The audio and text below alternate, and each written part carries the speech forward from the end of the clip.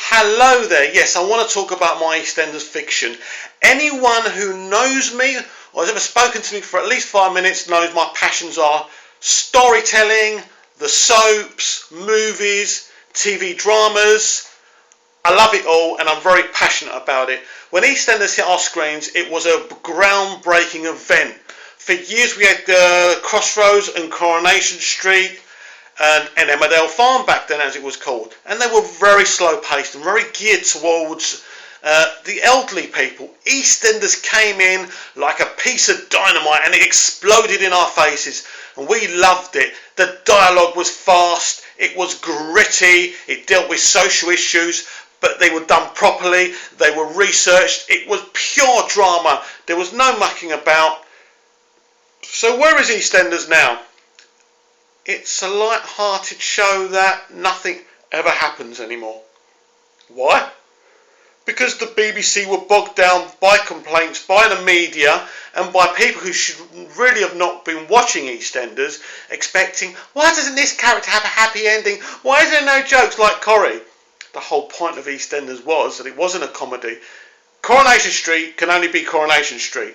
EastEnders, Tony Holland and Julia Smith come up with this amazing concept. As I said, the dialogue was spoken very quickly, the scenes were very pacey, and the drama was raw and real, and it worked. You felt like you were watching an East End neighbourhood. It worked. It was everyone kind of dressed with very dowdy clothes, their hair was messy, you could tell they didn't have any money.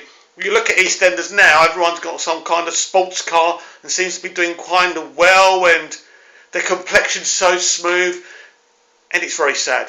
It's not EastEnders, it's not Tony and Julia's EastEnders. So I want to talk about, first of all, I want to talk about a bit Lorraine Newman, what she's doing. Now she's made some very exciting casting additions. Gary Lucy is a massive one, and I'm really excited to see him. Well, we've already seen him to a point, and he seems really good. And we've seen, we've heard another couple of people being introduced, and Samantha Wash Janice, whatever her surname is coming back as well, which is kind of exciting. But still, I'm concerned. I'm concerned about the quality of the writing. It's all very well bringing these people back, but if the writing's no good, what's the point? If you've still got Sharon Marshall writing episodes, what's the point? The writing has to be like that. The people have spoken. No British soap awards for EastEnders. Bottom of the pile. Hollyoaks now is the most respected continuing drama series, i.e. soap, out there. It's improved so much. It's always been a great show. Why is a 40-year-old guy like me watching it if it's just for kids, if it's just for young girls? It's not. It's appealing to everyone. So, want to hear about my EastEnders fiction? I've spoken about what my dream for EastEnders has always been. I want to do for EastEnders what Phil Redmond done for Emmerdale Farm when he cut the farm off and he changed everything, and now everybody watches Emmerdale and it's a big show, and it's still that Phil Redmond reboot for me. Not a reboot, but a relaunch, and it worked. And it still works. Yeah, I want to take EastEnders, I want to start again. And I'm not talking about forgetting everything that's happened. I'm talking about a mysterious character causing mass genocide and blowing up the whole of the square and killing off many characters. Obviously, we've seen showrunners coming to EastEnders. Lorraine Newman's done it herself and slowly got rid of the people that she wants to get rid of. To me, this is not the answer. It's been done so many times, and again, the same mistakes have been made. Again, it's not the EastEnders we remember. I understand things have to modernise and move on, but it's totally not the show that we started off with in '85. Coronation Street is still Tony Warren's concept, even though it's modernised. Emmerdale Farm is still, what am I talking about? Emmerdale is still Kevin Laffen's Emmerdale Farm concept. Yes, it's modernised. Yes, it's set in a village and not on a farm anymore, but you still see sheep. They still got that culture that I remember with the old Emmerdale Farm show. Even though it's fast-paced, sexy, and great storylines, it's still got some of Kevin Laffen's ideas there. And this is what I'm talking about. Hollyoaks is still that soap that Phil Redmond devised, where it was inspired by 90210, the original Beverly Hills 90210. You can still see Redmond's concept there, even though, again, Brian Kirkwood's come in, and unlike his work on EastEnders, it's 5-star. He has taken Hollyoaks to another level, and I want to be given the opportunity, and I need anyone who watches this video, I need your help. Persuade the BBC to be an advisor, to be a consultant. I'm an ideas man. My handwriting's awful, my punctuation's awful, but I've got great story ideas, even if I say so myself. Talk about mysterious character coming in, blowing up the whole thing and killing off many characters. So we start again, and there will be this very thing where the council would be thinking about closing off Albert Square and not rebuilding it. And Ian would survive, of course, because Ian is Mr. EastEnders. I love Adam Wadier, and it's important that he would be a part of it. Ian's challenge would be to fight for Albert Square. This is where he grew up. All his children have died in this catastrophe. All he has got left is his memories. All he's got left is Albert Square, his childhood home. It's all in rubble. And what I'm saying is that it's his fight now. He has to deal with the fact that all his family have been killed in this mass genocide, and he must convince the council not to close off Albert Square, to rebuild it again. This is what Ian Beale has to do. So you're talking about, obviously, bringing a lot of new characters in, but for me, in the early stages, to keep the characters you want to keep and focus on those characters that we haven't killed off, and then slowly, obviously there has to be a pace about putting new characters in, but the whole focus would be about this mass genocide, the mysterious character who reveals himself as soon as the explosion happens, and Albert Square's full of rubble and dead bodies. Then he reveals himself, and slowly you find out he's connected to a previous legendary EastEnders character, and he's done this for a reason. But he's not finished yet, because Ian survived, and he doesn't want Ian to survive, and he doesn't want Albert Square to be back. He wants the council to close it off. He has this guy or girl has got a mass grudge with Albert Square. Something happened to someone he cared about there, and he wants it closed off. He's obsessed with the destruction of Albert Square, and all he can focus on now is destroying Ian or killing Ian. Then his mission is complete. So this is what I'm talking about. Ian will be the focus at the beginning, because he's the only original character. I know Dot's there.